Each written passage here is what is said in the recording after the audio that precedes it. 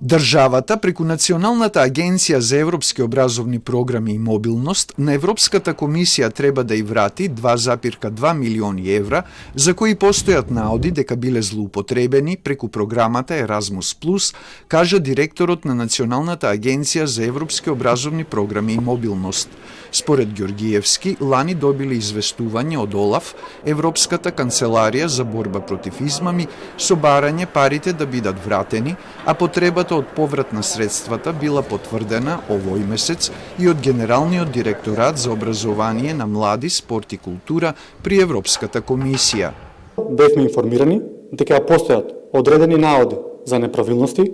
во врска со проектни досија на 22 корисници на грант од програмата Erasmus+,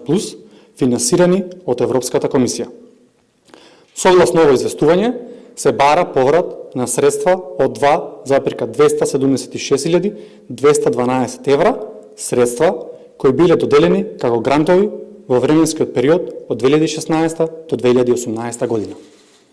Националната агенција од директоратот побарала дополнителни информации за случајот и за начинот како да се вратат средствата, а дека ОЛАФ извршил проверки на агенцијата и потврдиле од Управата за финансиска полиција, од каде им било кажано дека извештајот од Канцеларијата за борба против измами на Европската комисија е испратен до надлежен обвинител од ОЈО за гонење организиран криминал и корупција и дека е започната предистражна постапка, кажа Ѓоргиевски. Со оглед дека во тек е предистражна постапка, што ја спроведува основното јавно обвинителство за гонење на организиран криминал и корупција, ќе ве замолам за разбирање што не може да се споделат повеќе детални информации во однос на овој предмет што е од интерес за севкупната јавност.